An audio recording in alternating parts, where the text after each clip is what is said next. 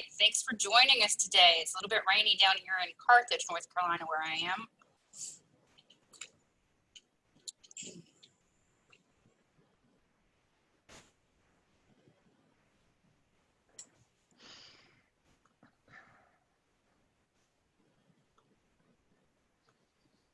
Well, I think you have your first man. Oh, who's my first man here today? Michael. Michael, thanks for being brave and joining us. We won't make you wear a wig this time.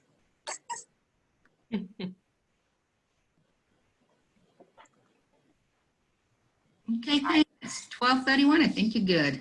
Perfect. Can everyone see my screen? All right, I see some shaking heads of yes. All right, well, first I want to say thank you for joining us. My name is Pam Fisher. For those of you I have not had the pleasure of meeting yet, I am the host of the WIRE subgroup. We're not going to have our fabulous buffet today that we normally enjoy at Prestonwood Country Club, but hopefully whatever you have at home will make you satisfied and happy. I have the great pleasure of having some fabulous folks join us today for this discussion of COVID during unmasking real estate changes during the time of COVID. We're going to have 4 fabulous real estate power women with us today, including several from our own area, and then one that's a little bit more broad in the national sense. So we'll meet Katasi in a little bit. Again, Linda, Karen, and Jasmine as we go through our process here. So we're just waiting a couple minutes for a few more folks to join us. I love the creative and colorful photos that everyone has provided for us as well. So good stuff. So the TREIA disclaimer, I just need to read this at the beginning of any meeting that we have. TREIA does not give legal, tax, economic, or investment advice. TREIA disclaims all liability for the action or inaction taken or not taken as a result of communications from or to its members, officers, directors, employees, and contractors. Each person should consult their own counsel, accountant, and other advisors as to legal, tax, economic, investment, and related matters concerning real estate and other investments. I think some of us could probably state that in our sleep at this point, but just have to do that for every meeting. So, I am going to continue like we normally would for a typical WIRE meeting. You know, for those of you that have been around me for a little while, you know I'm a bit of a cheese ball, and I'm not going to change that just because of COVID. So the first thing I want to request is if you have not signed up for our Facebook WIRE page, which is called WIRE Women in Real Estate, down on the left-hand side where I'm circling at the moment is what it looks like if you go onto Facebook and log in, and then the very bright Make Things Happen is what shows on that. My goal for this year is to get us up to 300. Back in January, we were at 95 members. At the moment, we're at 114. So we've had some progression there on that, but I'd like to still see us progress a little bit more rapidly toward the 300 members that I have as a goal for. Oops, I'm sorry. My dog is fighting with the squirrels that are out here. I didn't think about that while I was moving today. But if you have not joined, please do consider joining us for Women in Real Estate on the Facebook page. Hold on just a minute.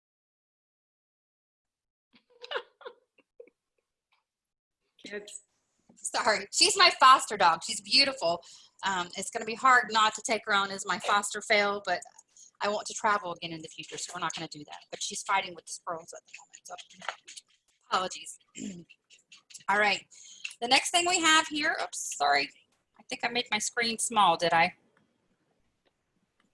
Yep, you did. Going back, getting distracted with the dog here. All right, is we always do a let's make a deal and what do you need within any of our meetings that we have in person. And I don't want to detract from that today because I do think that's a really important part of what we're doing with networking. And although we're not able to hug and see each other face to face and have discussions before, during, and after the meals and the meetings itself, I do think it's really important for us to still keep as much integrity to what we have been enjoying as the networking than when we do come together. So for those of you that may not be as familiar with the world of Zoom, and if you are, that's great. I'm not trying to reinvent the wheel with you, but I wanted to show you that if you go to the bottom of your screen, you'll see a black bar coming up like this. and it says usually mute or unmute, start video or stop video.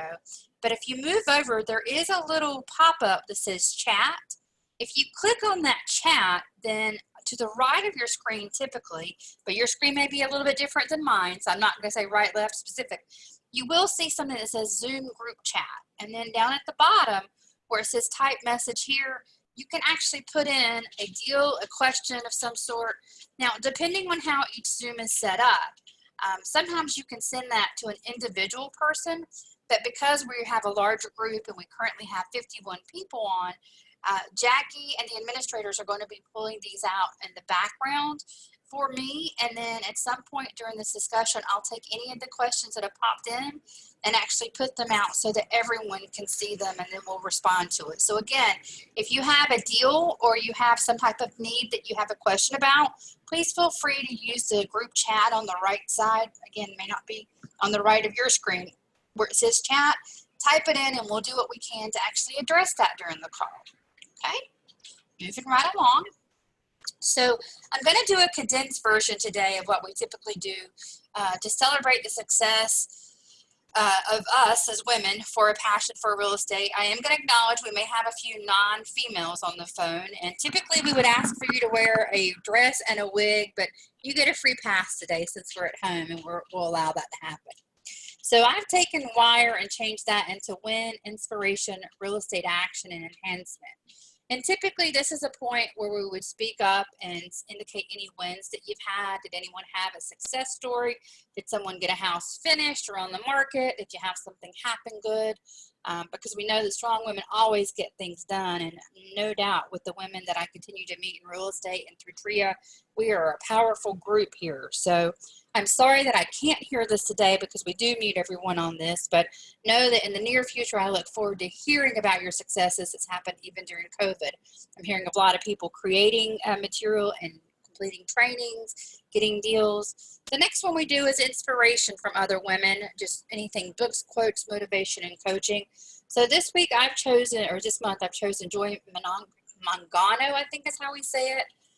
If you have not seen the movie called Joy that has Jennifer Lawrence in it, it's over here to the far right. The movie Joy is actually based on Joy Mangano's life. And she was a person who continuously had great ideas and was just told no hundreds, if not thousands of times. But her passion for who she was and what she thought she had as a great idea prevailed. And now she is still frequently on the HSN Home Shopping Network. She came up with the Miracle Mop, which you can see right here, which is different than the old traditional mop. And then she has over 100 patents, as well as she's the president of Ingenious Designs, LLC. So I thought her statement of all you need is one person to say yes to any idea is very accurate, because sometimes it's easy to think more negatively when we get rejected or are told no, but it's the persistence that moves us in a different direction. And then the other thing that I think is awesome, because I believe in this theory as well, is I'm fortunate to have success, but it was a long and challenging road. So I try to make that not be the case for other women. I'm a true believer that when we support each other and we work as a team, we have an ability to succeed on a much more powerful and greater level than trying to be individuals and taking pieces and not sharing.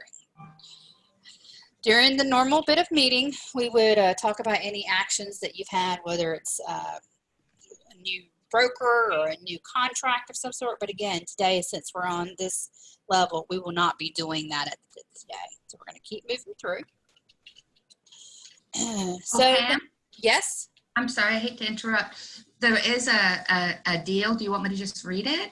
Sure, that'd be great. That'd be easier. And I'm Yeah. not exactly sure who sent it, but it's a wholesale deal, 1469 US Highway 70-A, East Selma. It is a 3-2, 1,200 square foot brick home, and they're asking $84,500. So what? It's Linda Jordan. Oh, is that Linda? Oh, well, Linda, tell us about your deal. Unmute.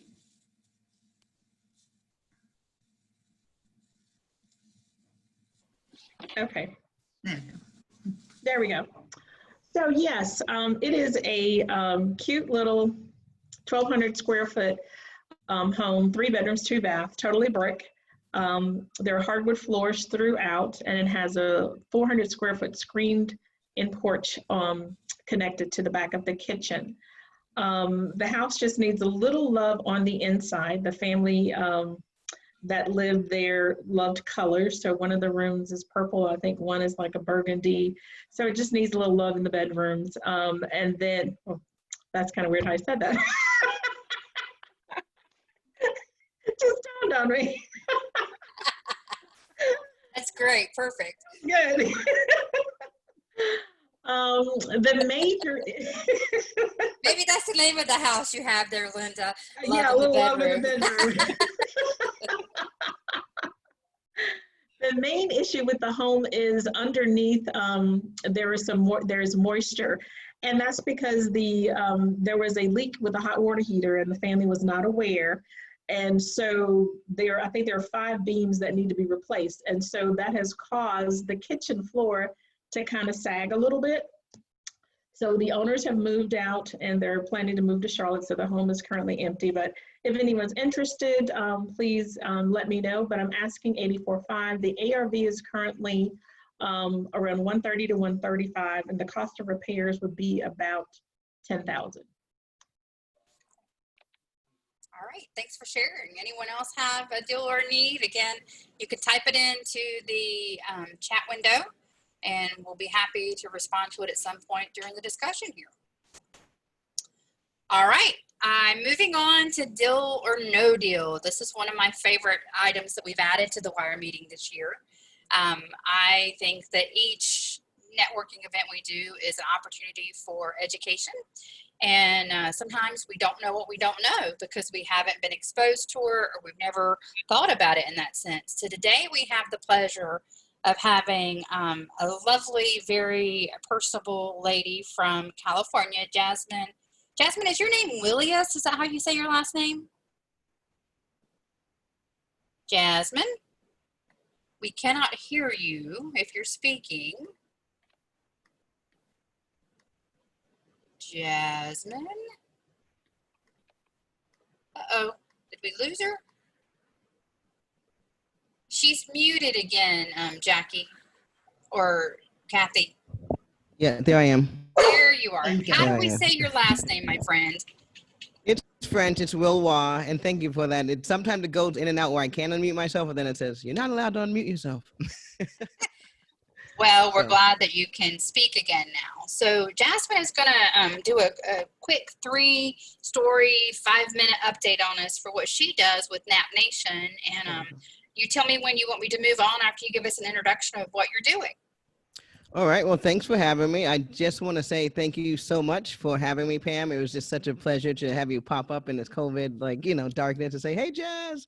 So I don't know, I miss all my friends out there and I'm excited to meet all the new panelists. So hello to you guys as well. Just grateful to have an opportunity to be on the panel with all you women. And I am a note investor, so also known as a bank. So I buy mortgages in a secondary market. And so what I have is a proprietary trading desk, as well as a training program to teach people who are not aware of the opportunity. And once they are educated properly, we have the trade desk in which they can get inventory from. So from my standpoint, some of the biggest obstacles investors have is getting consistent inventory, right? And then having knowledge so they can go about the investment opportunity correctly. And then lastly, having the resources, meaning the continued communities like these, like you provide. So thank you for providing this here. And so, yeah, I do a lot of stuff nationwide. I have notes in North Carolina as well. And so some of the examples are recent. Some of them are we purchased 6-8 months, even a year ago, because that's one of the things I want you to understand about notes. The timelines are very different. So let me know. I don't see which one you have up there yet. Which one? Let me see. It's hard for me to see. Oh, I see. Okay, thanks. I have Lewisburg up there at the moment. It's a little single-wide trailer, it looks like. Mine's special. Right. So I bought this one. I was so excited to show this to you guys because to this day, it's one of my favorite deals. And one of my first deals when I got involved with notes. And so my VP, Natasha, she bought this note through our trade desk. And it was in Lewisburg, North Carolina. To this day, I have no idea where it is, but I was hoping someone in your community might know. Are you familiar with it? Okay. Yay. So the good news is that usually the banks have no idea what they're selling either, especially the ones in between New York and California. So when the North Carolina notes usually pops up, they have no idea. We didn't either. We sent some boots on the ground to go look at the area. We found out that Lewisburg has a water park near it. Apparently like a nice river where people like to go and do water sports and stuff. So meanwhile, the banks thought this was nothing. It was also sitting on, I want to say, 2 or 3 acres of land as well. And so what we realized quickly is that in North Carolina, what you guys love is land. Ask me how I know. Because I used to try, if I buy a note, I try to sell it. And a lot of times, I'm not kidding, especially in Kentucky, people would come to me and say, nope, it only has 9.8, it's not a full acre. So I don't want the house. I'm like, okay. Anyway, this had a lot of acreage. Long story short, we found someone on the ground who would buy the land from us for $40,000 as it is, right? So we were very excited. We purchased it in 2017. This one happened pretty quickly. And at the end of the day, we got it for $4,000. We put about $2,000 into it, just working through it as far as attorneys, sending out letters to try to find the owner of the home. The home had been abandoned, as you can see. It was a dilapidated mobile home. So most people had overlooked this note. It had been on the tape for years, okay? When we found out it was really worth something, offered the guy $4,000, they took it, and we were happily to get a $40,000 payoff once we foreclosed on it, but the person who owned the house actually came back and paid us off the balance of the loan. So instead, we got a full payoff for $12,500. And so it's a good thing. But as you can see, this is really, I wanted to show this example because you guys are local in North Carolina. And so a lot of the stuff on our tape, people like me from New York who live in California and the people who are selling it have no idea what we're selling. And that's a good thing. Great. So that was a nice return, as you can see there. This one's in Lockport, Louisiana, another place I have not had the pleasure of visiting. However, I thought it would be good for you guys to see that we're everywhere, and it's a little closer to you, I would assume, than it is to us. Paid $18,000 for it, put another $2,000 into this one. That was, again, just to do the paperwork, get the lodges and everything recorded, get the attorneys to communicate with them. This one was a lease option. So we buy all forms of paper, lease options, mortgages, contract for deeds, all those things. This one was a lease option. The gentleman, his lease was set to expire, and so he wanted to exercise the right to buy the property. And so right now we're in the middle of escrow to receive a full payoff and for the total balance. So the full payoff was going to be somewhere around $33,000 with all the expenses and everything, and we paid $18,000 for it. So we're in at about $20,000. So you get a close to about 50% return if you can see that. And so the reason, you can switch to the next one we're going, but one of the reasons we do the paper is that, as you notice, it's less labor as far as me going out, having to find the house, put up a bandit sign, all these traditional things that I used to do as a wholesaler. I'm getting a tape from my trade desk. I'm looking at it, identifying people like Pam, Linda, saying, hey, do you know anything about this area? This is one in Mexico, Missouri, Montana. I don't even know where it is. We just buy these notes. It's the best part about this. Okay, good stuff. Someone help me. Missouri. We bought it for $35,000. We still only earned $1,000 worth of expenses, so we're in about $36,000.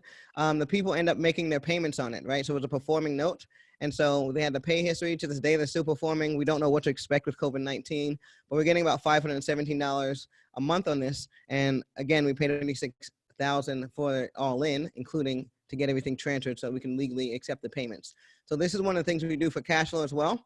And for us, we feel more comfortable, we'll talk about it much later, just collecting mortgage payments than rental for a lot of reasons, because being in the bank a little bit more secure. And especially in this environment, as you hear all the chaos, the one person that everyone's scrambling to pay is the bank. Like the tenants are scrambling to pay the landlords are scrambling to pay the bank. And so I prefer to be in that position. Thank you for your time.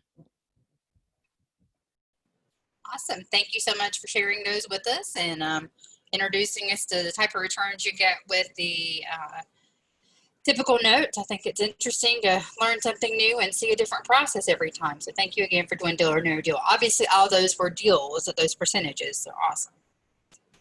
All right, we're going to get into our actual discussion today with unmasking real estate changes during the time of COVID.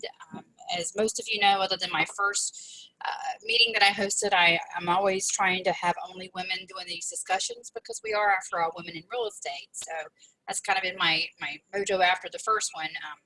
with this year. And today we have local and national folks. First of all, we have Katasi on, who most of us know from wholesaling, and now they're into remodels, buy and hold, and notes. And she's got one of her 2 puppies that are adorable. She'll talk to you about those anytime. She loves them. I do. What's their names again, Katasi? Prince and Gucci. Prince and Gucci. There you go. Then we have Linda Jordan, who has her fingers in so many areas, and she's primarily with Diamond Realty Investments, and she's buy, hold, life coach. She's doing training. She's rocking it everywhere. So Linda can hopefully give us a little bit more of her background story whenever she speaks here in a minute. Thanks for being on with us, Linda. And then we have Karen Rittenhouse of J&K Properties, he's an author as well, has done many wholesales, remodels, lending, and buy and holds. And then we, of course, have Jasmine, who just spoke a few minutes ago, who is the president of the Note Assistance Program. And she loves to deal with distressed mortgages. So she says, bring them on to her. So, all right. So thank you, ladies, for joining us. And I think we'll just kind of go in this order whenever we go through the list of questions that we have, and then we'll answer any questions as they come along.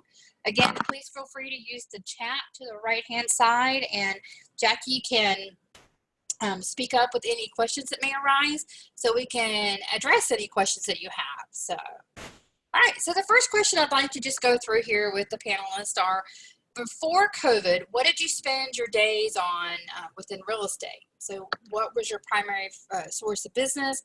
What were you doing on a daily basis? And how, so let's start with what you did so that we can get an introduction to your world, each of you, before COVID came in. So Katasi, if you'll start with that, please. I'll have to go first. Okay. So was a wholesaler for a number of years. I found it a very good way to learn not just the local market, but also learn about flipping and landlording from flippers and landlorders, because those are your customers. So in order to find them good products, you have to know exactly what works. And then started flipping. That was a learning curve, but it went really well. And we just bought our first rental property, a quad, end of last year. So we are newer landlords, and we also got into notes this year. So seller financing, that's when you buy the property and then you sell it for a higher amount on terms at a higher interest rate. Awesome. So on a daily basis, what type of activities were you doing? Were you doing calls? Were you doing mailers? Were you going in and working with contractors? Just what were you doing on a daily basis with all that stuff, just to give an example? Because, of course, the next question in a few minutes is going to be what's different now. So but let's start with what you were doing on a daily basis.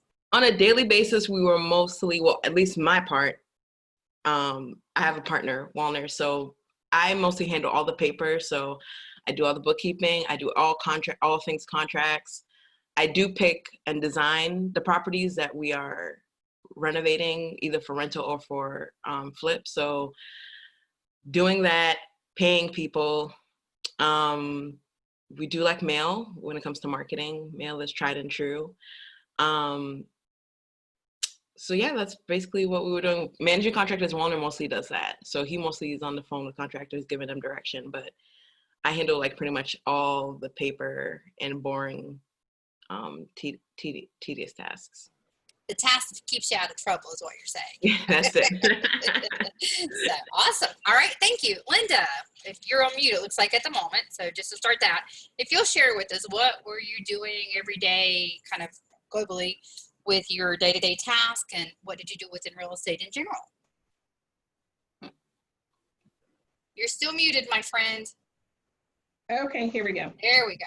Yeah, it keeps giving a message saying you can't unmute, and then anyway.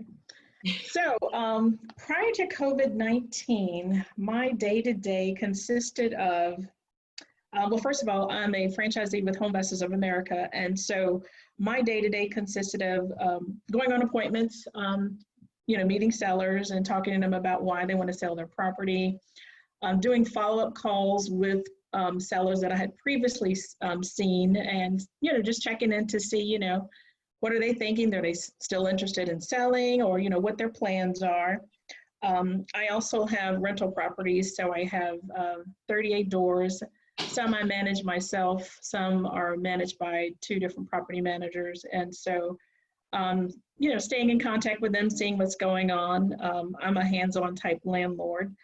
And then I was finishing up a rehab prior to COVID-19 in Durham. And so my husband is the contractor. And so I'm the person that manages the rehab. So I'm taking care of all of that. And then doing the paperwork, dealing with the contracts themselves, and just being, you know, doing daily operations. It's kind of what I was doing prior to, I guess that was what, March something or February, 6 weeks ago. Wonderful. All right. Thank you. Karen, you're muted as well at the moment, so we'll need to unmute you. I don't know if somebody in the background is controlling that, or if you control it. There you go. Okay, good. Yeah, somebody in the background is controlling it. Okay. Is what it's telling us. Yeah. So I also have a Homevestors franchise in Greensboro, North Carolina. So our main sources of income are the franchise, where we do mostly wholesaling. We also do some purchasing for rehabs and everything else. And then we coach. That's probably the main thing we do. We're over a lot of the franchises on the East Coast, and we have a lending company. So I stay very busy with the lending company, mostly running around to meetings, marketing it, and then handling phone calls as they come in to explain and help potential borrowers. And then in the franchise business, my main function there was overseeing the rehabs. So I usually had 5 or 6 rehabs going at a time. And during my investigation piece and research, I saw that you have a couple books written as well. Is that correct? Yeah, I wrote those years ago when we had our local coaching business, because everybody asks the same questions, and instead of repeating myself all the time, the first one I wrote was The Essential Handbook for Buying a Home, which was really retail, not really investors. Then I wrote The Essential Handbook for Selling a Home. And then I wrote The Essential Handbook for Landlords, because what I found was most of our students wanted to buy properties and possibly landlord. But when they bought them, then they didn't know what to do. They didn't know the laws. They didn't know how to manage. They didn't know their rights. And so I wrote for landlords. Great. And when we post the generic pieces we'll do on this, maybe we'll include those in there so that people can see that. I just happened to see that and thought that's worth mentioning. So not everyone has published books at this point. So, all right, we're going to move on to you, Miss Jasmine. And it looks like you need to be unmuted again. Kathy, are you controlling that in the background? Seems to be, we're working through a technical difficulty. It seems to be when the hosts mute themselves, they can't unmute. We're not, so for right now, we're unmuting while we try to figure it out. Okay. So Jasmine is still muted at the moment. Okay. We have their names that they're under. It's helpful. The NAP, sorry. The Notes Assistance Program, I think is what she calls it. Oh, are you still there, Jasmine? There I am. There you Ta-da! go. Ta-da! It's like magic. All right. So what do I do, or what did I do normally on a regular basis? Quite a bit. Mostly what I liked about it was just really along in the same sphere, in the same industry. So I worked a lot of the trade desks. Like I said, we have trade desks. So that means I have to talk to a lot of sellers, and those are usually bankers or hedge funds who are looking to get rid of their inventory. Right now, it's a lot, very busy, right? Because a lot of notes are becoming non-performing. And what you find, without getting too much into it, is that a lot of the performing notes, right? You guys out there with that perfect credit who are never going to miss a mortgage payment for 30 years, that's reserved for Wall Street and the big guys. And so we don't really see those. But once you guys start non-performing or skipping a payment, the banks usually don't know what to do with them. So that's inventory that I'm looking through right now, shifting to see what I can put on the trade desk. So that's kind of kept me busy. That's what I was doing beforehand. Still doing that today.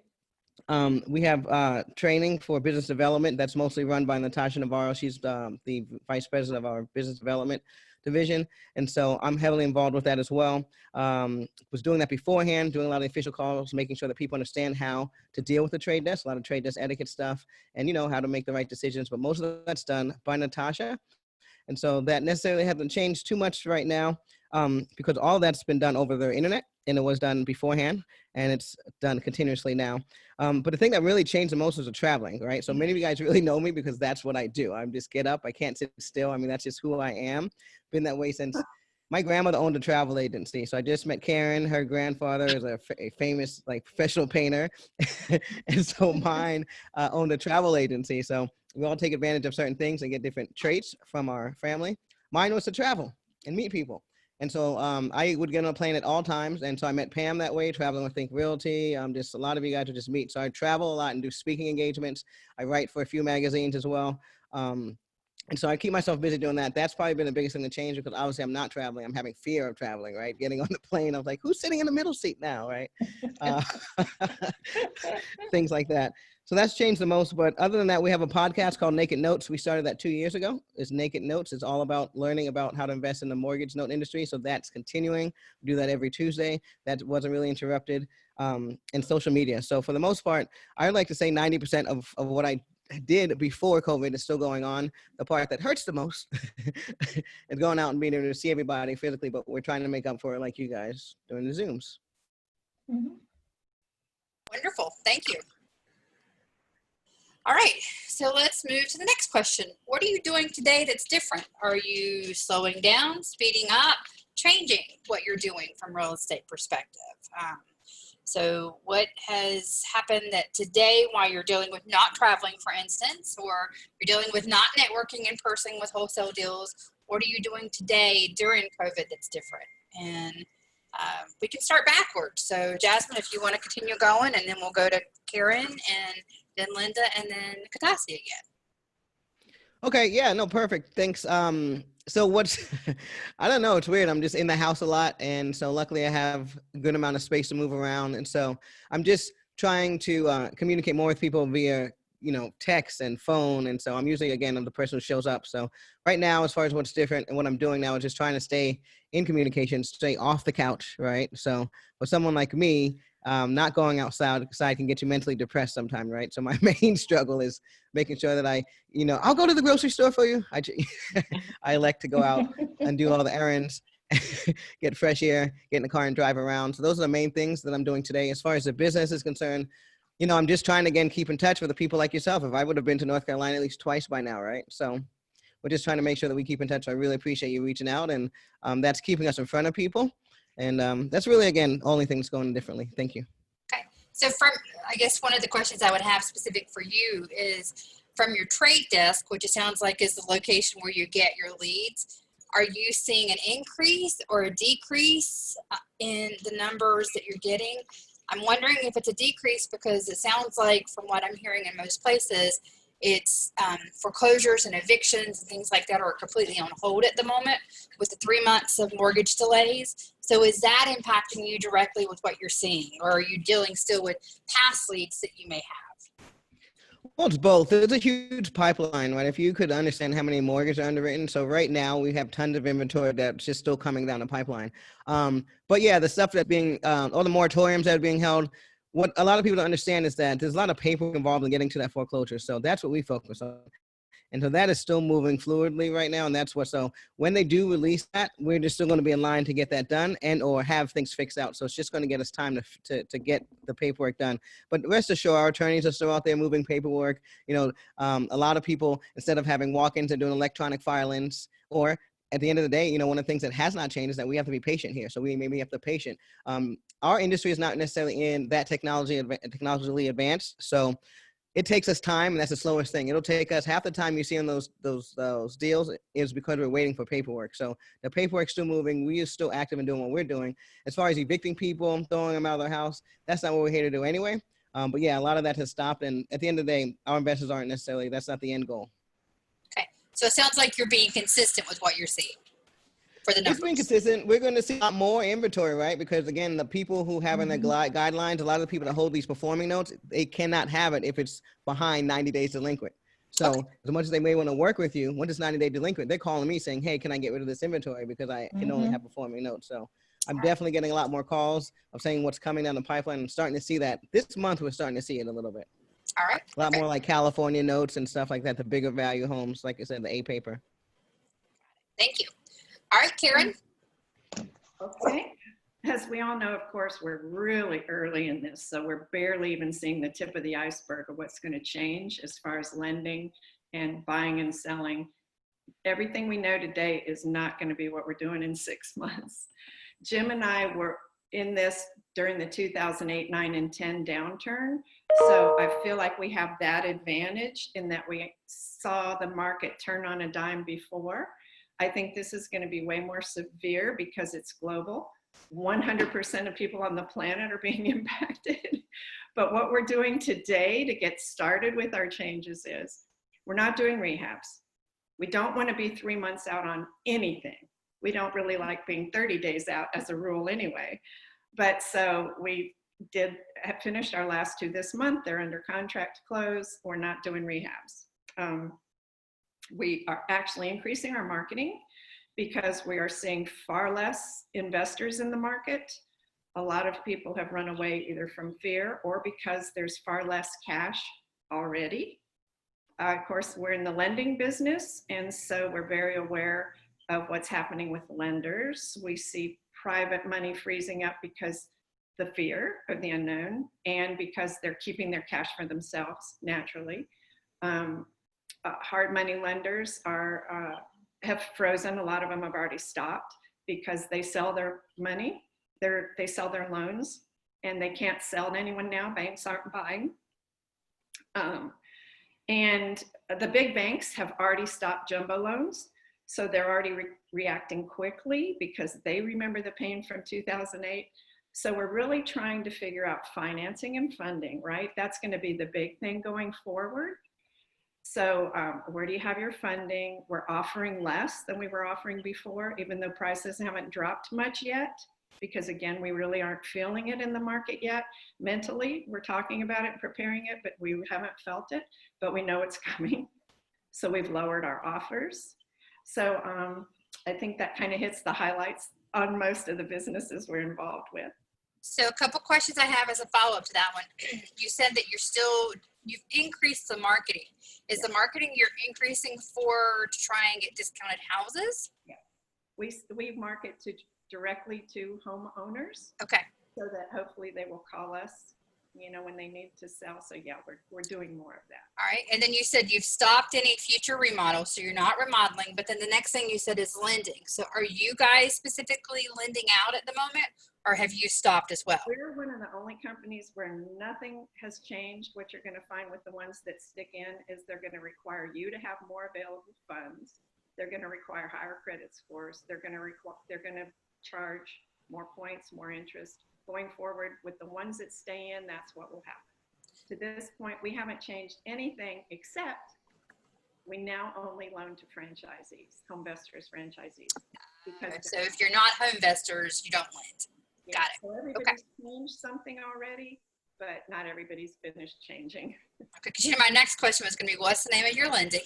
But if you're only doing home investors, that's maybe not as applicable to other people. Linda already knows our name. I was going to say, maybe you should say, or anyone on the buyer meeting. We got a plug, right? Right. Karen, just a quick question. If you're not rehabbing, then how come you're dialing up your direct mail? We sell wholesale. We sell quickly. We want everything gone within a couple of weeks. So we sell to investors who want a rehab or want rental properties. Or even end users where we can sell, maybe, sweep it out, clean it up kind of thing, and sell to an end buyer who can then do their own rehabs, that kind of thing. So we're definitely still looking for distressed properties. Makes sense. Thank you. Thank you. All right, Miss Linda Jordan, who can lend from Karen if you needed to. So, what am I doing differently today? For starters, today I am not going into homes to speak with sellers, just for their safety and mine. So, what I'm doing is video calls, or having sellers send me pictures. So, trying to do a walkthrough that way, or do the virtual walkthrough. They have a, if they're able to do that. So, the way that I have those discussions with them is very different. And so for some sellers who are pretty savvy with technology, it's working out pretty well. For some others, not so much. So they have to take the pictures. And then, of course, you know, making my wholesale offers is a little bit less than what I would do before, because the market is unstable right now. So the uncertainty, so, my offers may be less. Sellers right now are asking for a little bit more. So I'm still continuing to do my follow-up calls with my sellers to see, what's going on with them, to let them know that, when things are a little bit more settled, I'm still here if they're still interested in selling. So that's a little bit, it's still the same, but, the time period for the sellers to be ready to make a move is different, because a lot of people are currently not working. So I am not doing, as Karen, I'm not doing any rehabs currently. I finished mine in Durham in February. So my focus is on wholesaling any properties that I get. My marketing is still the same of what I've done before, but anything that I get, I'm actually wholesaling it. So not keeping it as a rental or keeping it as a rehab. So there are some investors who are, like Karen said, are still doing their rehabs. And so if I have something they want to purchase, then, I'm good for that. So I'm still continuing to do my follow-up calls with my sellers, as I said, and Tuesday I actually have my first closing that'll be not in person. I'm not sure if they're going to do a virtual or what, but so it'll be different. Not going to a closing. So that's a property that I'm wholesaling. So I have a little bit more free time because everyone's inside the home, and I have more time to focus on doing my calls and my follow-ups from a real estate perspective. But it's given me more time to spend with family. As I said earlier, I'm getting my workouts in. I'm trying to eat healthier.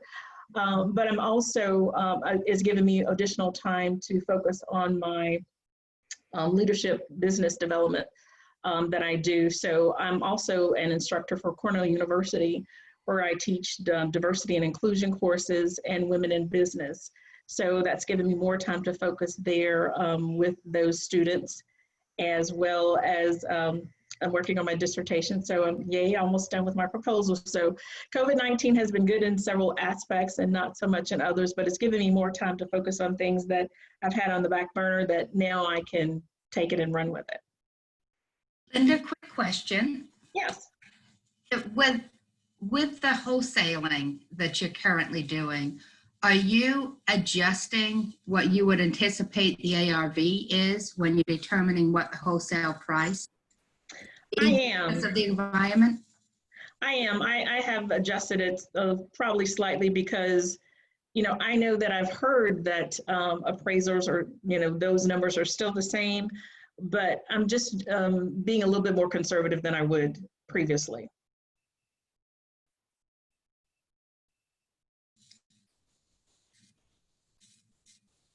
That is awesome. I'm winning clouds. Yeah. I started Fantastic. So an axe on the boil, and they're so boiling over there.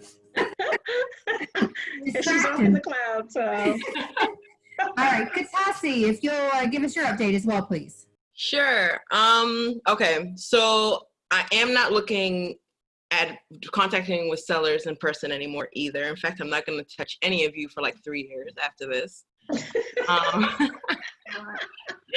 It's crazy.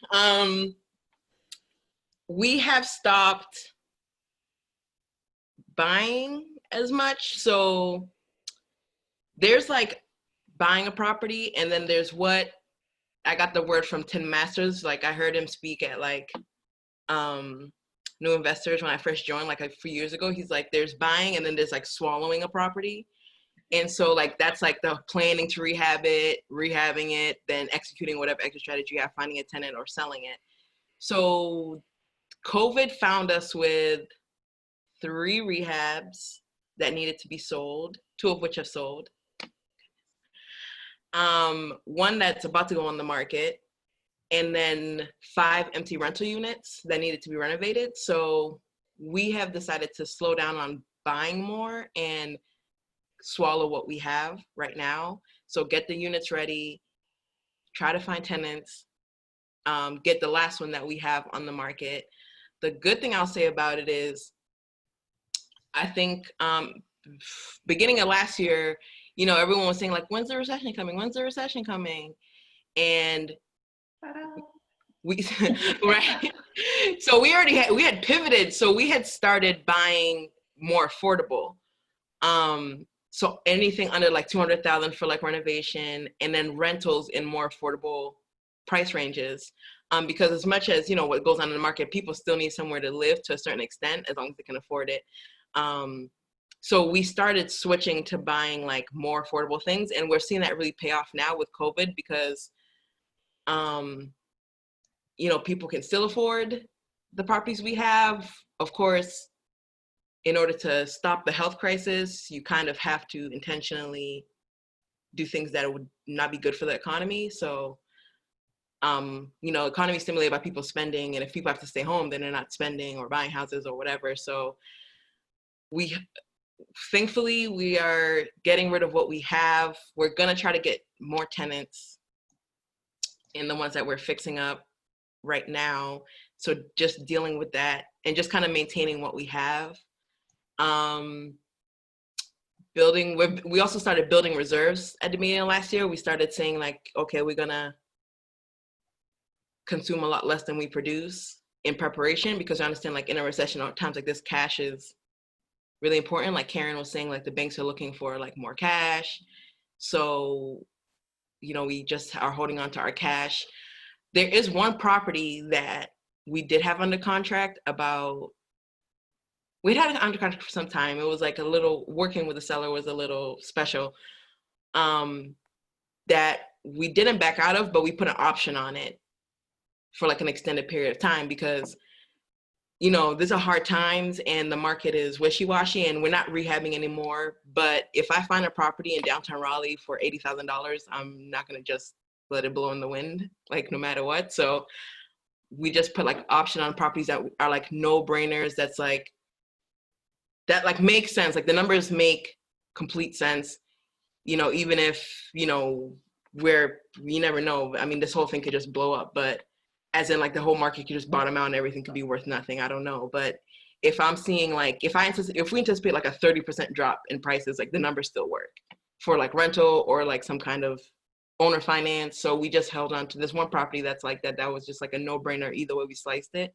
So, but we didn't acquire it now. We put an option on it to buy it at a later time. So just to summarize, we are finishing everything that we have now, trying to get that on track, and then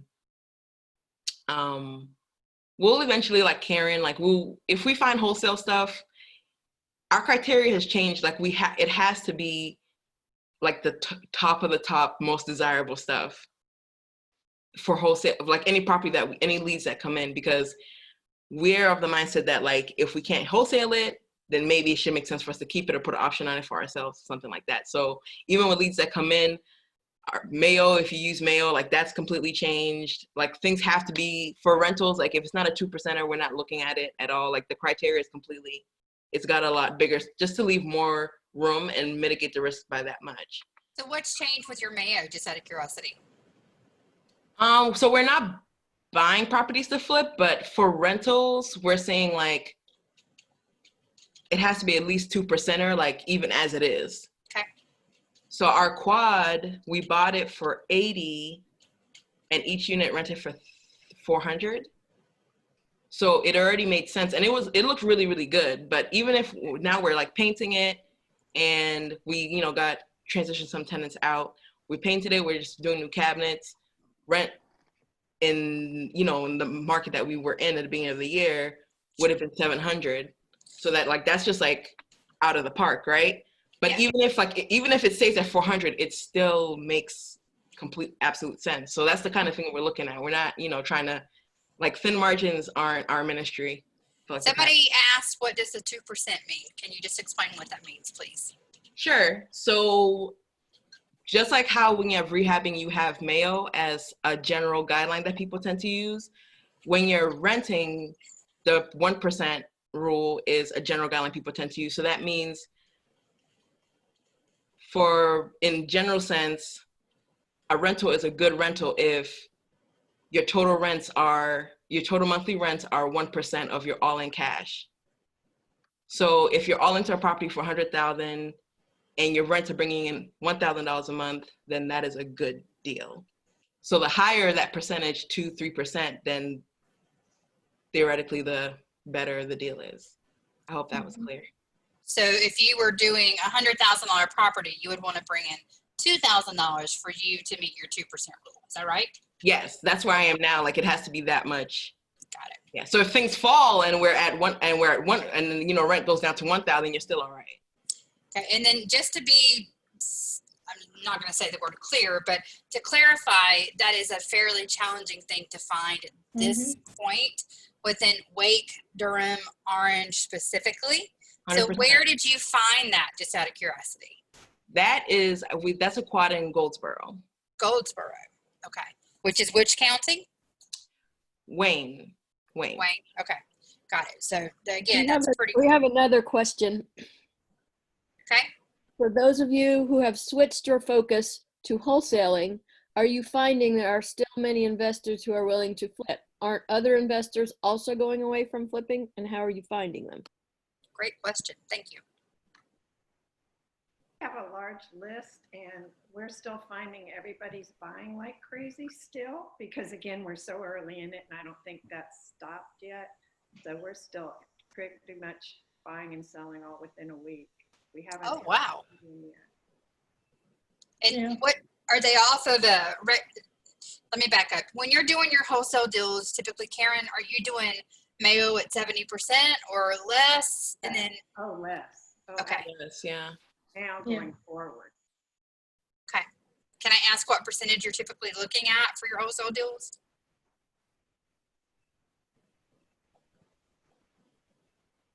We missed that. I didn't hear you all of a sudden. Oh, okay. There you go. 55. 55%. Okay. And is that what you would do in non-COVID times for your process? Pretty much. Okay, just clarifying. So do you, sorry, It's hard to make sure our buyers make good money, and that's why we have so many. They stay with us. Thank you. Okay, anyone else want to answer that question? Some advice I would have is it's good business practice for us to just get to know your buyers. So if you're wholesaling, for the most part, you'll see like, you know, you may have like a big list, but you may see like maybe the people who buy most from you or like the quickest to respond who are buying a lot. We always were talking to them and learning about their business and the way they do business. So we then have since learned, you know, the people who were preparing for times like this, like we have certain buyers who we're prioritizing having a bunch of cash for moments like this so that they can still do business and be able to kind of cherry pick. Because like Karen said, you know, the number of investors in the market have gone down, and some people who have prepared for that are able to still continue conservatively and still make money with whatever strategies they use because they've been holding on to their cash or, you know, maintaining their systems for having good buying power. So, you know, if you hadn't got to know your investors before, anyone on your buying list, talk to cash buyers, see what their business models are. So you can see like who even would want to do something like this. Some people are just, you know, so rich and they don't have to do anything right now. Don't we wish? And I'm going to open it up.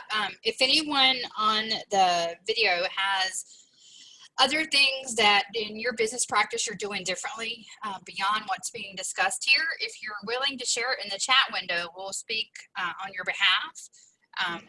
So just out of curiosity, if anything's changed your business of what you're doing today versus what you were doing. A lot of folks that I've been talking to have been using this time for training. I don't know if that's something, a lot of people are doing webinars, and I've heard of a few folks even doing actual certificates and various things. But if you're doing something different with your business at this point, please share what that is, okay? Pam, I'll just add that, for the Raleigh-Durham area for home investors, we're doing our deal maker sessions virtually. So we actually have one this evening. So our buyers that would come to those meetings they're still very active. And so they're doing it virtually. So this will be our second one since COVID-19. Thank you for that information. Okay. The next question I have is looking forward for the forecast between 6, 12, 18, and even into 24 months, 2 years. Do you think that we're here in a permanent or a temporary downturn? If so, for how long? What do you suggest? What do you see happening, etc.? And just sort of your opinion and what you're looking at for your business strategy in the next 6, 12, 18, 24 months of what you're going to be doing and how things will be different. Knowing today we're in stay in place, and even with the way that we're doing Zoom meetings, for instance, or a lot of folks are now showing homes virtually, or I heard at one point they were only doing one showing a day if you were showing a house, etc. I've also heard some folks say that because remodelers are slowing down so drastically in places like Raleigh and Durham specifically, that there's going to be a housing shortage coming up because of the delay. So from your perspective, based on what you know, what do you see changing and forecasting kind of for not only you, but in general for the world of real estate? So, yeah. And it looks like we need to unmute Jasmine, which is on as the nap again. She wants to speak up and she can't. So if you'll unmute her again, please, and hopefully leave the panelist unmuted. Jasmine, can you speak yet? Yes, I can. I was just going to encourage people to use the LinkedIn platform. That is a decision that we made about 1.5 years ago to pick one platform and make it a, just because we only have so much energy and most of us get exhausted by social media, at least I do. So pick one platform. Doesn't necessarily have to be your strength now because you can build it up, right? And so we decided 1.5 years ago to make LinkedIn our main focus. And so as a company, that's what we're all marketing on. And it's actually the power of that's been pretty interesting to see as far as maximizing what we're doing at home, because I had to figure out how I was going to replace my human being interaction, right? I'm always running into people, professionals at that matter, by not traveling. And so that's been, surprisingly successful by creating, just going in and looking in and actually building out your LinkedIn profile and becoming one of those true professionals. I found it's been able to lower the playing field. And lastly, people are there now. So the other thing that I'm seeing is that we're getting a high level of interaction with people now because everyone's at home. So if you ever wanted to say hello to a CEO, now's the time to do it. He's probably going to see it. Jasmine, out of curiosity, what made you as a company decide on LinkedIn? That's a new one for me that I've heard for this realm. So just out of curiosity, what led you guys to select that? Please keep her unmuted. We can't hear her again. We're not muting her. If she's There you muting, she's Oh, you're muted again. Oh, okay, there I am. Okay. Good deal. So yeah, LinkedIn, it was just really after me spending a lot of time just thinking, it's just really something that just an epiphany I had, but at the time looking at things, right, I'm on Facebook and I started thinking about what I use Facebook for and what my company needed. So really think about what your alignment of your company is, not necessarily your strength, because my company, we look for accredited investors and C-level executives to work with, right? And so those people are mostly on Facebook, on LinkedIn. Amen. And so, and when they are on Facebook, not that they aren't, but when on Facebook, to me, they have on a different hat. Okay, all puns intended, right? So, well, I thought to myself, when I'm on Facebook, what am I looking at? I want to see my nieces, I want to pick on my friends. I'm not really open too much for a business mindset. But when I do log on to LinkedIn, I was like, I'm pretty much all business. So it was just an experiment we wanted to try based upon, I actually had a larger presence on Facebook at the time, but based upon what the direction we were going and the people we were trying to connect with, that was the platform that we chose. And is there a specific relation back to why you always have your pink hat on? I love the pink hat. We all do. Nice. I could tell you everything, like in a nutshell. One, it's 100% marketing, but it started because for those of you guys who are, like I said, struggle with like mental stuff, right? There's something called a frame. So For those of you who don't know, that's what this is a frame. So what you do is whenever you go to a meeting, it's hard to frown with a lay on, guys. That's all I can tell you. Try it. Okay? So if you leave your house and your husband's pissing you off, your dog just, shoot up your newest shoe, that's great. Doesn't matter, get in the car, put it in a lay, drive your meeting. You're going to be all right when you get there. You're going to start smiling. love it. So it's really one of those things that I have to be consistently on when I meet people, right? It's one of those things I can't bring my family, whatever, my troubles with me. So I don't know, this makes me happy. Great. Love it. Love it. All right, let's go to the question now, forecasting. And Katasi, we'll start with you again and then go back to Jasmine if you don't mind. So forecasting for the real estate market? Yep, the question of what do you forecast for the next 6, 12, 18, 24 months? For you and in general, the market, will you slow down, speed up, sort of status quo? What is your strategy based on what you feel is going to be happening within the market in the next multiple months? For me personally, I did that. Sorry. That was my fault. I was trying to mute me and I muted you. Sorry. I was like, wait. So for us personally, we're probably going to stick to like the notes and owner financing is what I mean when I say notes, and rentals right now, creating like more passive income in the ultra affordable range.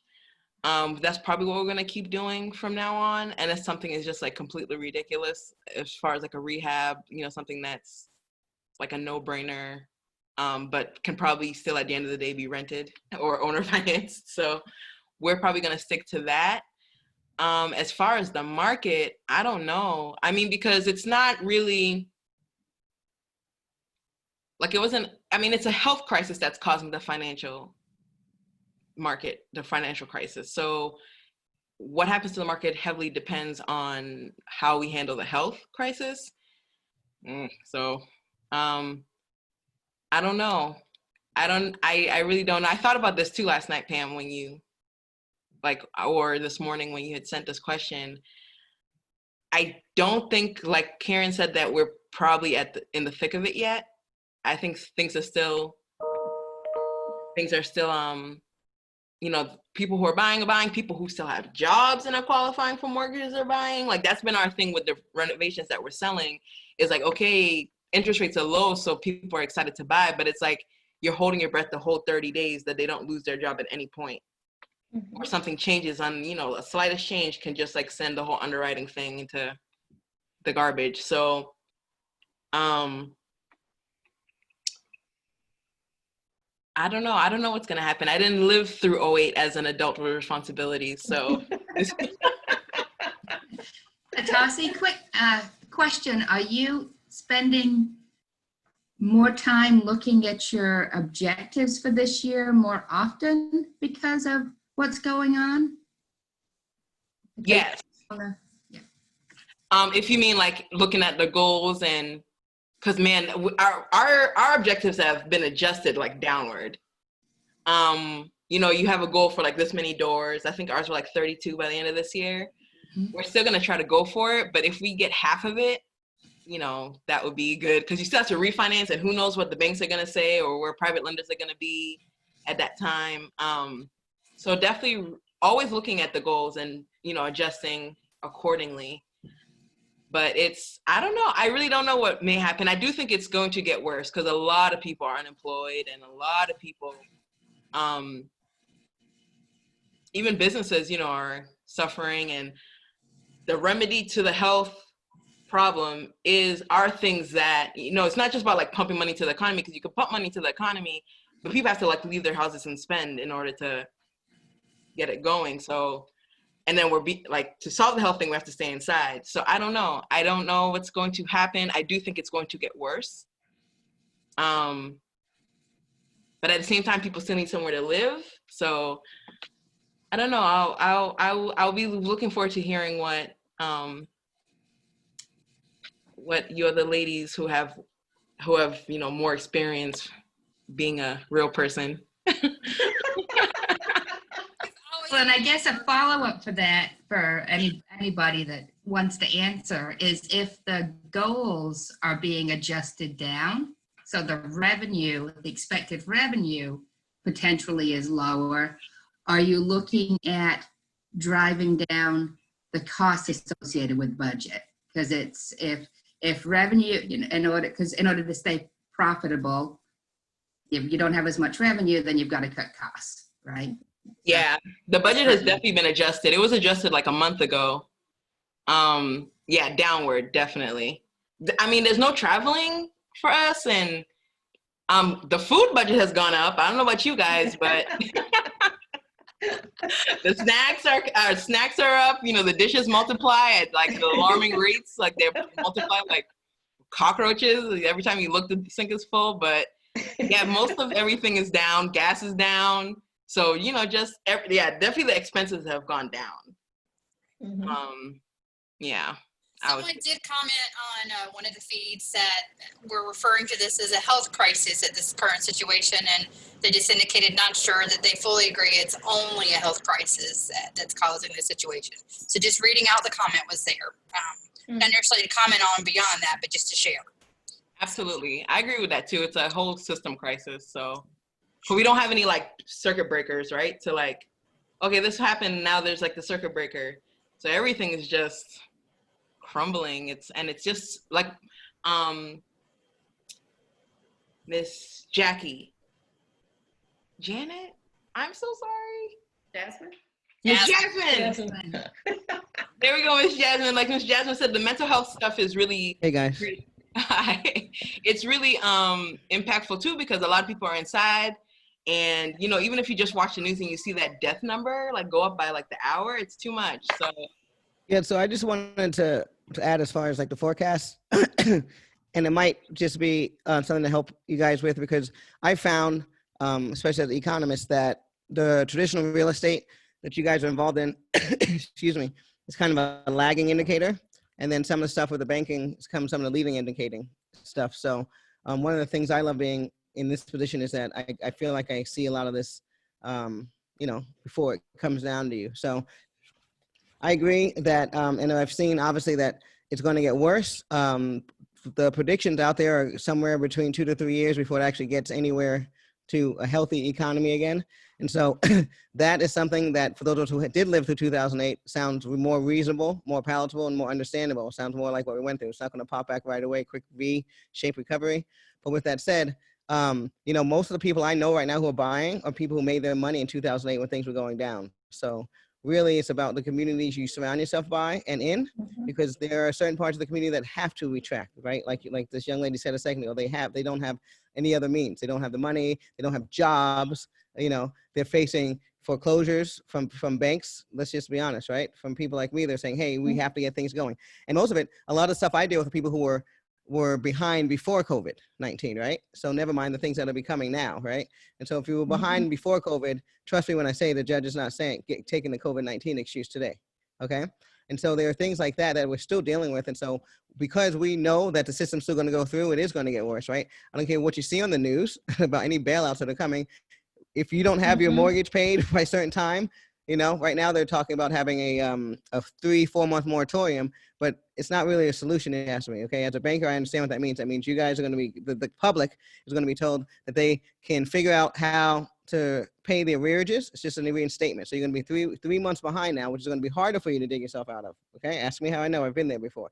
And so now that they've told you, okay, it's been 3 months and jobs may not have popped back yet, say no windfall of money. And so now we're going to start foreclosure actions, right? Increasing stress level and working on mental. So it's definitely going to get a little bit worse, especially on the retail side.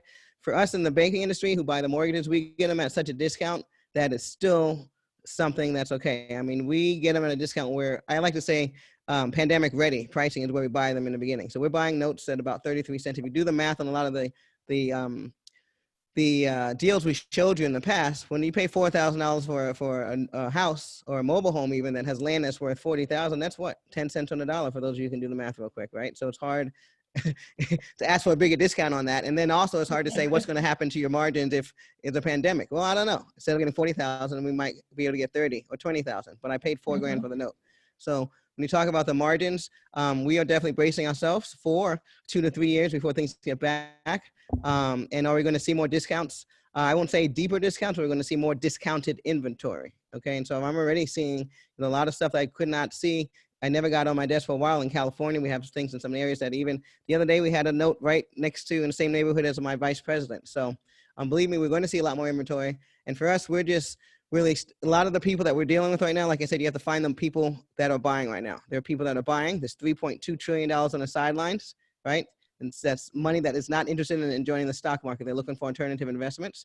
So if you look at those people, if you're calling them, right, 1 out of 5 people is that person, and they're going to say, yeah, let's buy. I remember 2008, that's where I made my most money. Right. So those are people we're dealing with right now, and they're buying. You got to let everybody be. You know, some people cannot buy, and like the other lady said, you have to move on. But there's a pocket of people who have the money, and they're just shifting their direction. Mhm. Thank you. Linda? So having, actually, I bought a lot of my rentals during the 2007, 2008 crisis time period. So those were actually good times for me as a landlord. But looking forward between 6 to 24 months, as like everyone else said, it's hard to predict. It's a moving target. It depends on what the economy, how the economy comes back and how quickly it comes back. For me, I will probably be more status quo. I'll still focus primarily on wholesaling, no rehabs, and probably will continue with rentals. I love mailbox money. So that's probably what I will continue to do.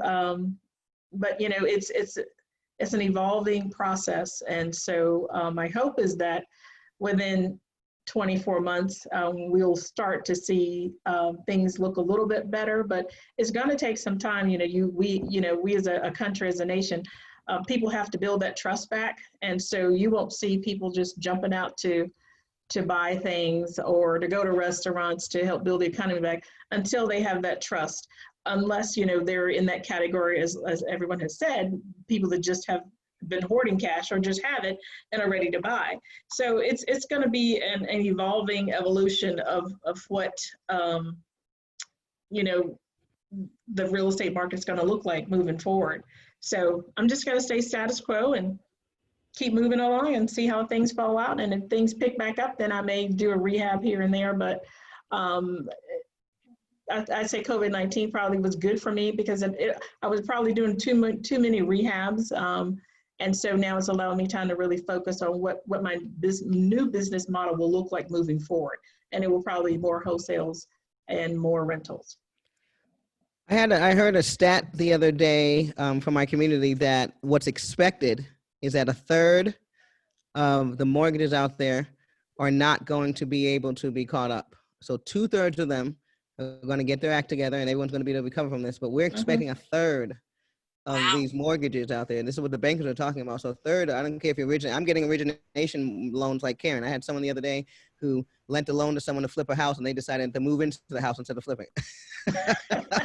So, and they don't want to do the foreclosure. So they asked me to do it. And I'm happy to do it. Right. So you have to understand that these are the things that are coming down the pipeline. And these are numbers that we're being told to brace ourselves for. And obviously this is my job. I'm like, okay, 1/3 more inventory, but on the flip side of it, like you guys are saying, on the retail side, that's pretty sad, right? There are people who are going to get homes and don't have margins to flip them anymore because equity has gone down, right?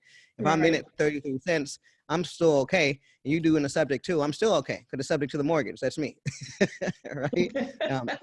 And so whether the price of the house goes up or down, it doesn't matter to me. It matters to the outside world, and that's going to get tough. Yeah. I have a question for Ms. Jasmine and Ms. Karen about, because you guys are lenders and also in the notes world where you originate notes. So in a time like this where things may get worse, if you lend someone money to do a flip and say, like, you know, because the market, like, you know, showings are down, I think 30%. Last time I checked, they expect to go down 50% if they're not already. If like things just aren't selling and then the note comes due, like you have a 1-year term and there's no more extensions after that. Are you willing to work with that? Is it a borrower? Are you willing to work with that? What's the word? It's borrower. Yeah. What am I saying? Borrower. Are you willing to work with that borrower to maybe if they're like, oh, I can find a tenant and convert the loan, or are you just gonna want the house back to do something else with it? Can't hear you, Miss Karen. I'm not muted. Oh, there you go. Okay. For us personally, there are extensions. Of course, it's expensive to extend. We wouldn't be interested in helping you convert to a rental because everybody stopped doing rental loans, and banks probably will.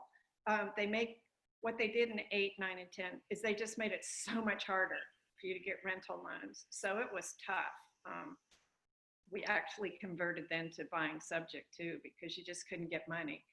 So that's a whole nother topic. But yeah, this is why lenders are really tightening up quickly. Exactly. It's going to get a lot harder very soon to get any money. And A year is way too long. and my response is, is that I'm in a secondary market, right? So to understand really what I do is after Karen originates it, and it either goes well or it doesn't, and I'm in the background waiting to find out what happened. If it doesn't go well, then she gets to go back to a board and they decide what they want to do with it. What they don't want to do, as she expressed to you, is become a long-term relationship with you and start turning this into a rental and all this other stuff. Okay, and so that's when she decides: is there someone that wants to buy my note? And apparently, if we have each other's phone numbers, the problem is really this disconnect, right? A lot of people don't know who's going to buy these loans because there's not a lot of people who will. Okay? If you ask someone, are you going to buy my loan from me? No one's paying on it. It's got a deadbeat borrower in it. People, why would I do that? Well, I know, and that's what I do, but there's not a lot of people out there that do that. So from my standpoint, once I get it, she would either decide to sell it to me and I'd make her an offer, send her cash for it. She transfer the paperwork to me. Now you're going to be dealing with me. And so to answer the question specifically, not by any means are we going to do that for you, right? Again, we're a bank, and by the time it gets to my desk, you've already broke the terms of the contract.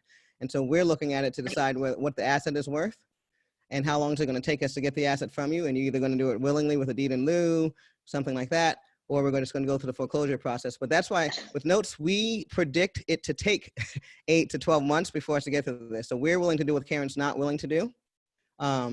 So when you think about the question in itself, it doesn't really affect us too much because we're really thinking it's going to take 12 to 18 months every time we buy a note, especially if it's in California or somewhere else. And then if you buy it in North Carolina, typically you get a pleasant surprise. So it might take 4 to 6 months. Another thing I have the option to do, of course, is take it back and I make it my own rental. And it's not to be mean to you that you can't, but Right. I also have bills to pay. So I'm having to pay somebody for the money that I loaned you. So at some point, I've got to take it back and make a profit for me somewhere, or at least break even. Right, and why would she get into a deal with you? I mean, Turner, you already did wrong in the first place, right? You already started the first deal you guys made didn't go well. So to ask her to convert it, she'd rather do it on her own. Yeah. So we have 2 questions. One, the first one is for Linda and Karen. Are you staying away from rehabs because you don't want to tie up your cash, or because you don't know what the ARV/market will bring in a month or so? Yes. Yeah, yeah. Both of those. Cash is king. You definitely want to keep your cash, but I know the market's going to be worse in 3 months. I know it is. There's no options. We watched 8, 9, we lived through 8, 9, and 10. And for 3 years, people were saying, okay, this is as bad as it's going to get. It's over now. It's going to get better. And it didn't for years. And the economy was way stronger than it is now. And it wasn't global. Right. Everybody is involved in this. Yep. One of my biggest fears right now is the huge inflation that this government's created that we haven't begun to see or feel. The money they're printing every day, they're paying everybody for everything right now, bailing out, which feels good and sounds good. But every day your money's worth so much less because they're just printing without stopping. And this inflation I've heard of as described as a tsunami. And right now the ocean's still going out. Yeah. When it comes back, this is going to be years, probably 5 years. Yeah. I wish it was only 3, like 8, 9, and 10, but I'm personally expecting the economy to fall off a cliff. That having been said, to answer the question, one thing we have to do is stay flexible.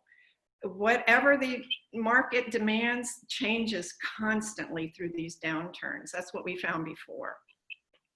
First of all, buy for less. Pay less than you think you should. The sellers also recognize where we are. So they recognize when you offer less because you say, I don't know if I can get rid of it in 3 months, just like they don't know.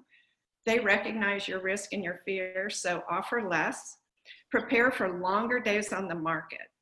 And the reason is money is the main thing. Money's scarce. People can't get funds to buy. Banks are going to stop lending. They just have to. The government's already given them money already. We've only been going through this for 6 weeks.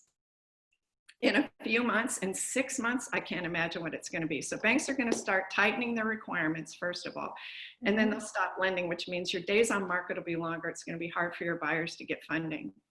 Learn now virtual buying and selling. It's so important. Like Linda, we don't go into homes anymore. We do everything virtually. Hopefully they can take pictures. If not, sometimes the seller will leave the house. We go in and film. But we go around on the outside and film first, and then do what we can from home. Then get their pictures are our own. We still do make it that we do require a walkthrough before closing, because you want to make sure the pictures they send are accurate. So learn how to do that. Learn how to do virtual selling. How do you create your own videos and your own photos, and where do you sell online? How do you sell? So really study that, of all things to be learning now, how to buy and sell virtually. A property with a tenant in it is going to be way harder to sell now, because it's going to be harder to get in and see. So it's harder to buy now properties with tenants in them for that reason. Your buyer's going to want access, and you know, COVID's not going away. Again, they're expecting 12 to 18 months before we have, you know, treatment. And even then, look at all the people who get vaccines for flu and still get flu. Right. So we know this is ongoing. It's not, don't stay home and wait 3 months thinking you're going to come out and do like you used to. There's so much to learn now. As far as building, rehabs is hard. Building, no. In 8, 9, and 10 builders were the first to go. They got hit the worst, and they came back slowest. You just can't be out 6, 8, 12 months in anything that you do. So as you commented, there's going to be less homes available because there's no building. So that helps create a bottom for how far prices will fall. But we're in for a long haul, and things are going to continue to change. One of the greatest things you can do is stay in these meetings, as many meetings as you can, to hear what's going on, what people's experiences are, because you have to keep changing through the change. Ms. Karen, a question for you and Ms. Linda. How do you see the rental market's going to fare during this? Do you think rental prices are going to go way down? For me, I would say I don't foresee rental prices going down. As if you're talking about market rent, I don't see that occurring. I mean, you know, when COVID-19 started and people started to get laid off, I mean, all my tenants, even the ones that are managed by property managers, I mean, they all call me because my thing is I like people to know who I am. And when I fix up my rentals, I fix them as if I had to live in them, because that's just the way that I operate. So they all reached out to me, the ones that were, you know, struggling, to say, you know, I just want you to know that I won't have my rent this day, but I will have it. So they've all reassured me that, you know, they don't plan to stop paying their rent because they don't want to go out to look for some other place. So for me personally, I don't see a downturn in rental income changing drastically. I think things may stay the same. You may not see an increase in rents, but I think things will stay the same for a little while until the economy gets better. We're expecting more vacancies than price decreasing, to be honest with you. Yeah. And see, for me, I mean, if you evict someone, then you've got to find someone to put in there. And right now, no one's working. Yeah. You're better off keeping the same person you got, who will pay you something, as opposed to getting a new person who may not have anything. If you had a new unit that was supposed to, sorry, Ms. Karen? In 8, 9, and 10, yeah, nationwide rents dropped. And what we experienced was we did have to drop some of our rents, not all of them. And what you're doing, Katashi, what you said you were doing, buying to where you could drop rents and still be okay, is what we did then and what we're doing now, and why we buy so deep. Because if you can lower your rents $200-300 a month and still cash flow, or at least break even, that's where you for sure want to be, because people are going to suffer economically nationwide. That's a fact. And so you may need to drop your rent. So buy low, buy low, buy low. If you had a new unit, like in 30 days to put on the market to get a tenant, all fixed up, all nice and pretty, would you advertise it at market rent, or would you do a range, or would you start a little lower? How would you market it? Always market what I want. Yeah.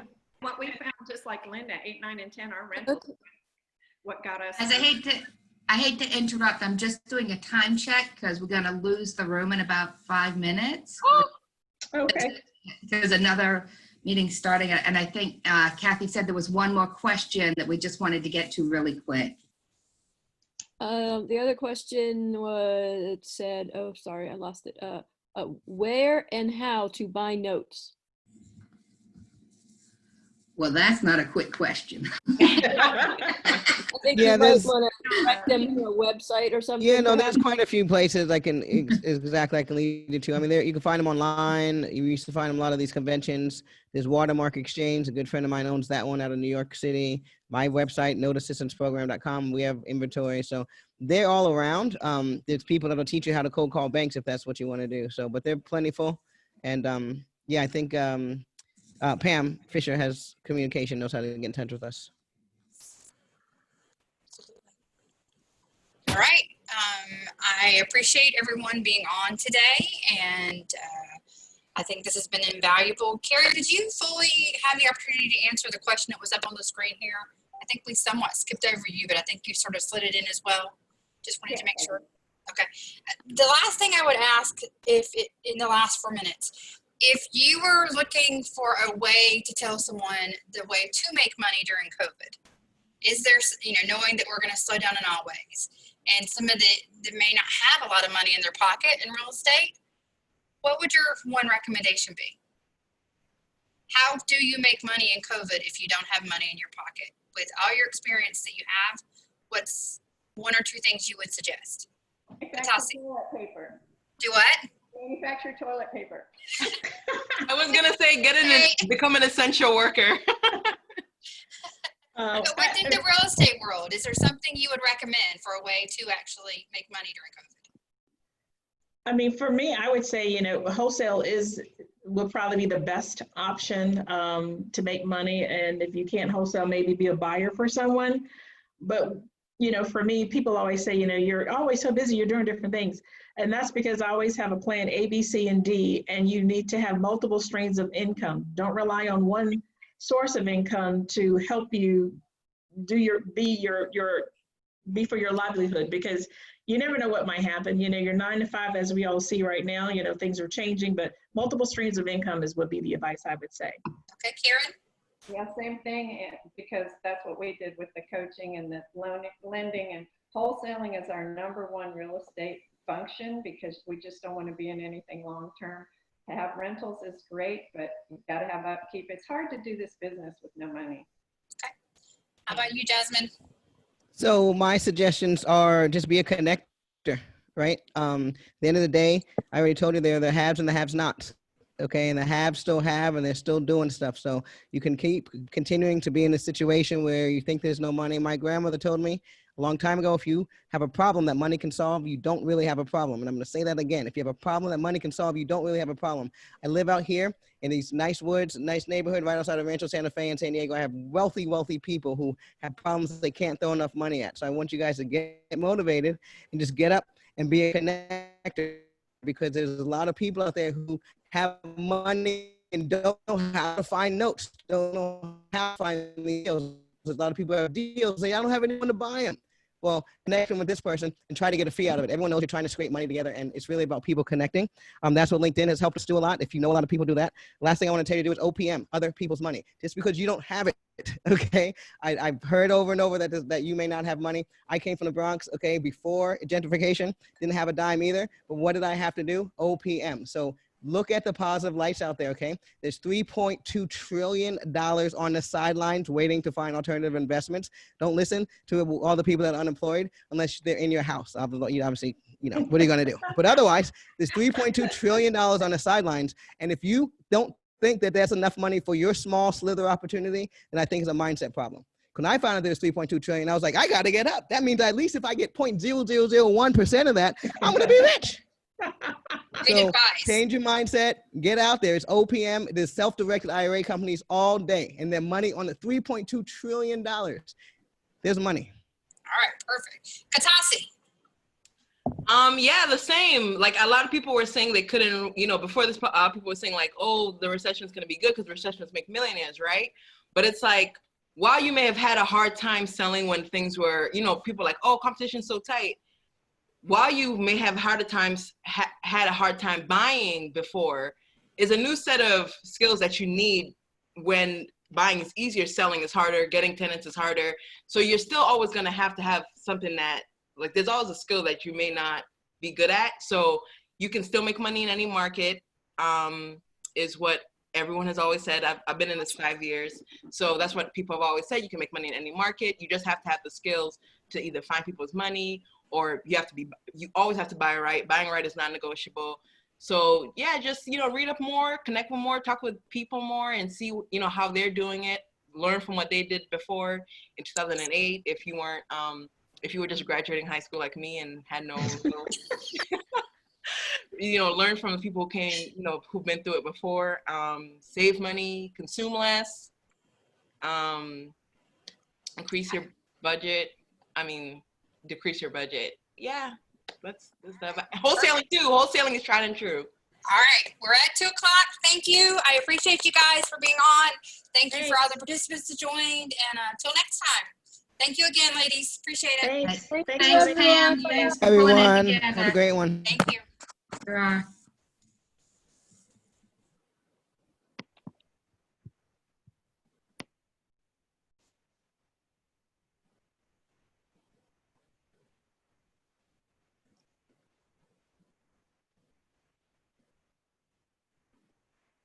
Jackie, are you still on? She stepped away for a minute. Okay.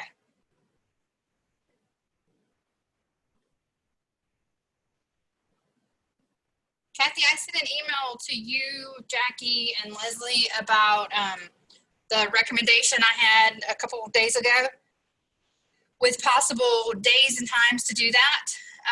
I got it. Yeah. Okay. Just let me know if that's a possibility, and then I'll start coordinating the different hosts I need for that. And then I can make that happen if that's something we're willing to process. Yeah, I definitely want to do it. It was something I was looking at anyway, so that's great. Fantastic. We'll work it out for sure. I gave a recommendation for Sundays evenings. I don't know if there's any negative about that, but I figure it's a different time and day for what we've been doing for TREIA, and why not? So. Yeah, I mean, it's worth a try for sure. If it doesn't have a good turnout, we can always switch. Yep, sounds good. All right, thank you. Thank you, Pam. Bye. Bye.